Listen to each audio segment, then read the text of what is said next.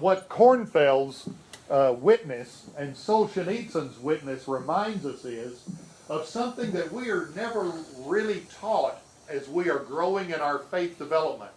We are not taught that faithfulness brings problems.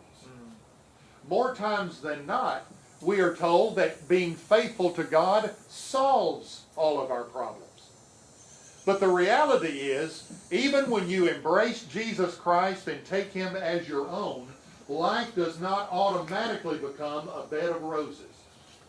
Both truths are true to an extent, that faithfulness brings problems, as well as the fact that faithfulness solves our problems.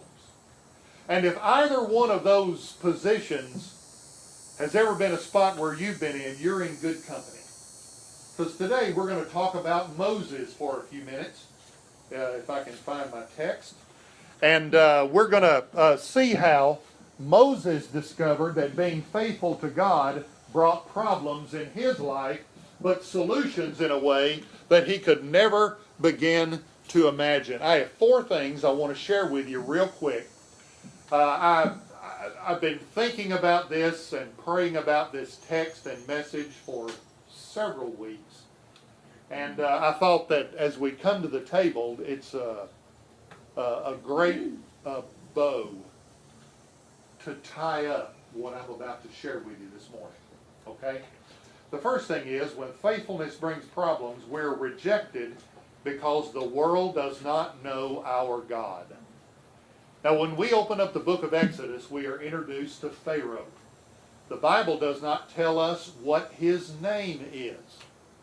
So, for these years, we have tried to plug Moses and Pharaoh somewhere into the history of Egypt so that we might have an understanding of who this man, Pharaoh, was. I'll tell you that I believe him to be Ramesses II. His name literally means the son of the sun god Ra. He was an egomaniac, ego-centered, and if you think of Yul Brynner in the Ten Commandments movie, that's who I'm talking about. That's Ramesses II. Every morning, Ramesses would come to the balcony of the palace, and he would stand and extend his arms, and he would say, "Sun, arise!" And guess what? Every single day. Twice a year, he would go to the banks of the Nile River. Now, you know Egypt to be a desert except for that little green ribbon that followed the Nile River to the Mediterranean. Twice a year, those banks would overflow and empty that rich alluvial soil there where they planted their crops, just right along the river, but that was the lifeblood for them. And twice a year, Ramses would come to the Nile River and strike it with his staff and say, "Overflow!" And guess what? It did. Twice a year. Everything that Ramesses did was remembered and understood by the people. Now, the Egyptians had about an 80-piece theological landscape. They worshipped everything from bugs to beetles to cats to death itself. And Ramesses stood above all of that. And so our story, as you remember from the movie and from the text, when Moses came in from 40 years of living in Egypt as Pharaoh's son, with 40 years living in the Midian desert after the burning bush experience, he came back to Egypt and said to Pharaoh, "God said, let my people go." And Pharaoh said, "You've got to be kidding. Who is Jehovah that I should worship him? Who is Jehovah that I should obey him?" Pharaoh said that. And I want to tell you today, we are surrounded by modern day Pharaohs who ask that same question of you and me. Who is Jehovah? Who is God? Who is Jesus Christ that I should abandon my life and obey him? That I should do what the words of this 2,000-year-old book tell me to do? Faithfulness sometimes brings problems because people do not recognize our God. Number two, when faithfulness brings problems, the world is not impressed with God's people. You see, that was also one of the responses of Pharaoh. What kind of God is this that would allow his people to be in slavery for 400 years? What kind of God does that? And you see, Pharaoh, Ramesses, and the Egyptians followed the model of visible success. Now, I told you about him commanding the sun to rise. I told you about him commanding the Nile River to overflow. Visibly successful. And I think sometimes our modern day world gets caught up in looking at us and saying, why aren't you that successful? You see, God is not a health and wealth gospel God. God is not a name it and claim it kind of God. God's riches and richness comes when he comes into our heart. Because we've seen wealthy people who are just as miserable as they can be. They go through husbands, they go through wives, they go through addiction clinics like a box of Kleenex. And we have often in our private conversations said, oh, what they could do if they had only known Christ.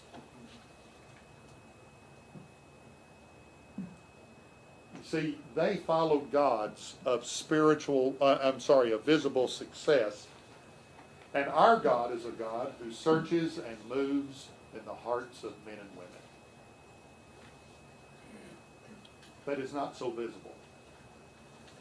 But what is demonstrated by a change in heart and behavior. Number three, when faithfulness brings problems, our only hope is to return to God. Moses went to Pharaoh and said, let my people go. And Pharaoh said, are you kidding? You lazy bunch of people, get on back to work. When faithfulness brings problems, our only hope is to return to God. Now, John, I'd like for you to read Exodus 5:21 through 23.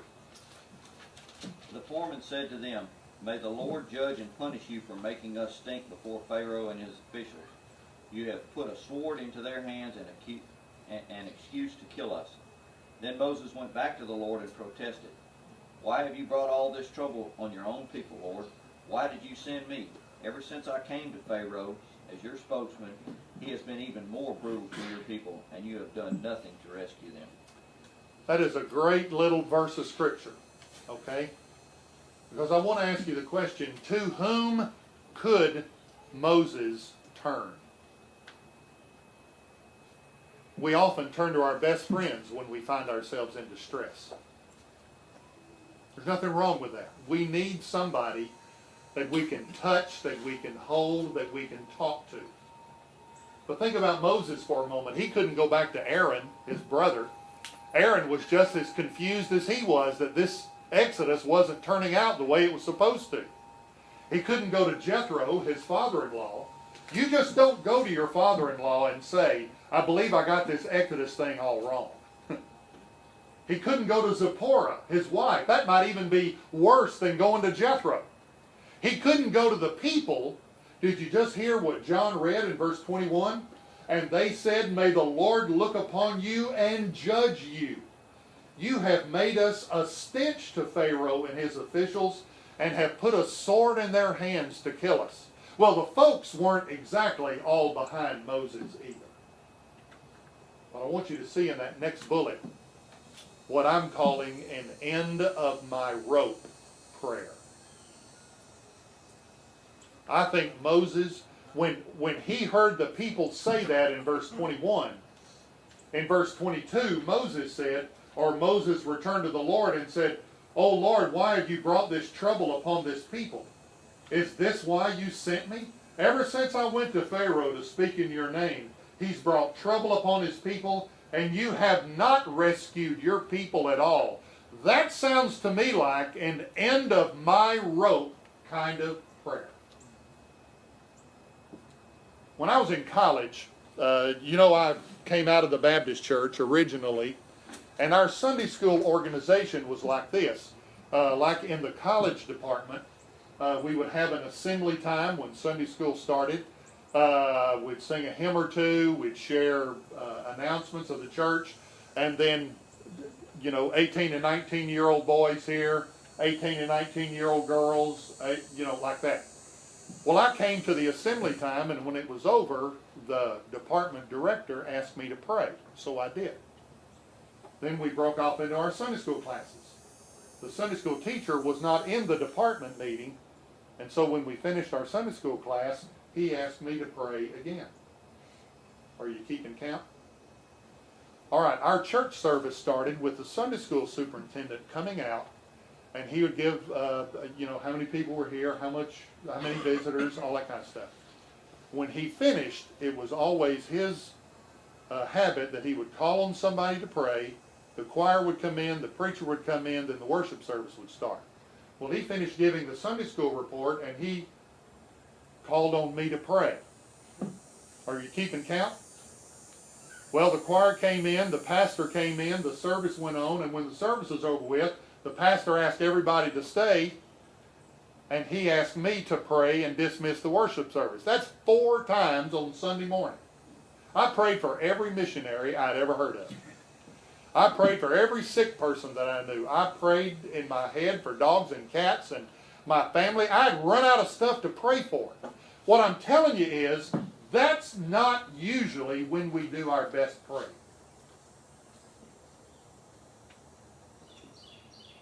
When you lay down at night and sometimes sleep cannot catch you,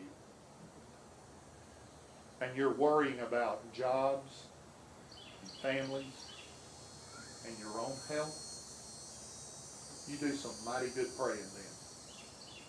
When the curfew for your child is midnight and it's still 2 o'clock and they're not home yet, you do some pretty good praying then.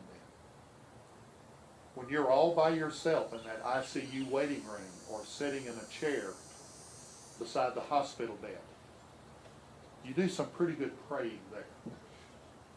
And there is a God that is waiting on us to meet us in those places where we, as I say here, our only hope is to return to Him. One more thing. When faithfulness brings problems, we can experience a moment of assurance. Like Moses, our assurance can be rediscovered. When we have somehow felt like that our rudder is out of the water and we don't know which direction we're really going in, we can experience a moment of renewal because God has not forgotten us.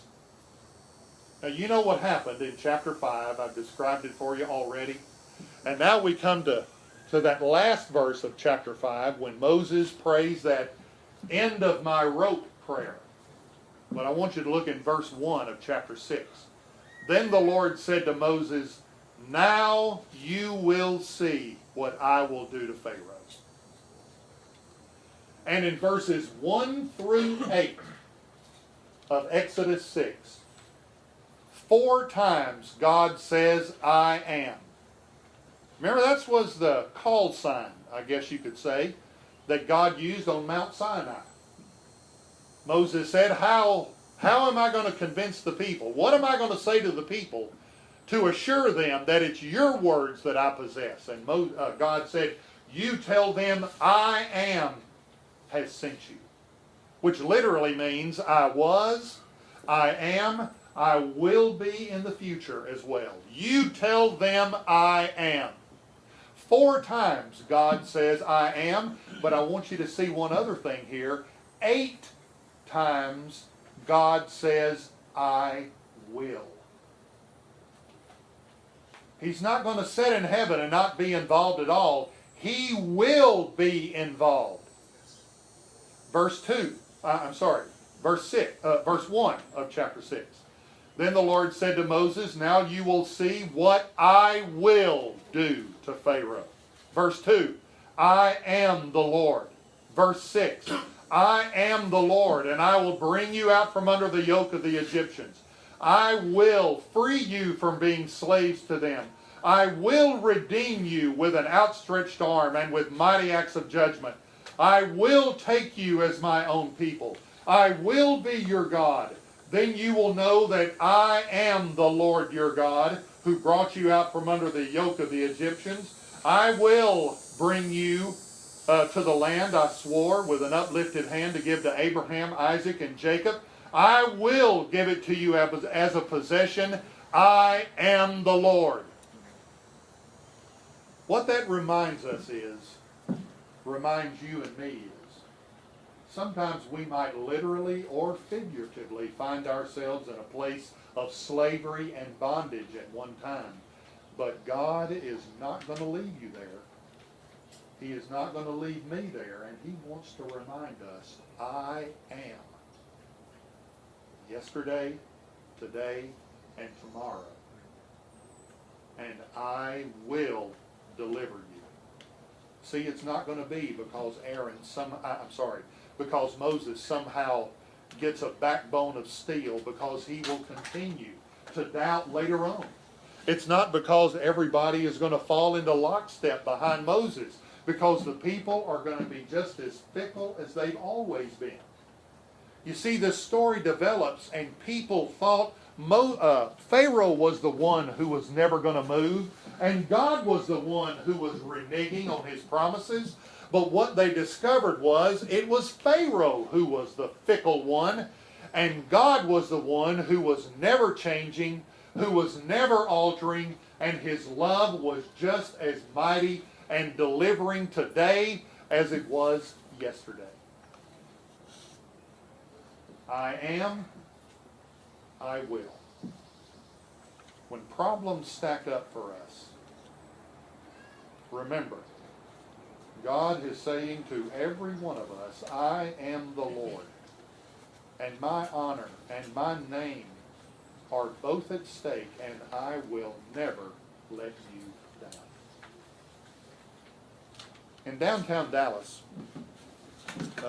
there is the downtown area, and literally, you almost cross the street, and there is the Arts District of Dallas. Several museums, opera halls. It's a wonderful place, it really is. The Dallas Museum of Art has out just in front of it Auguste Rodin's The Gates of Hell. He took as his inspiration Michelangelo's The Last Supper as well as Dante's Inferno, and created this artwork. It's called The Gates of Hell. The interesting and ironic thing is, literally, it's probably 30 steps away from the doors of First United Methodist Church in Dallas. And some intrepid reporter for the Dallas Morning News called Walker Rayleigh, who was the pastor at that time, and said, how does it feel to have the gates of hell right across the street from your church? That's a great question. And Walker Rayleigh paused for a second and said, I really want to tell you that the gates of hell are across the street from every church in America and in this world. You're going to know problems out there. It's not a bed of roses. But you and I have a God who never forgets His promises to us. I am, I will. Let's have a word of prayer together, and then Stephen, come and lead us to the table of grace. Our Father, we thank you for the day and for this opportunity to come together and to share together.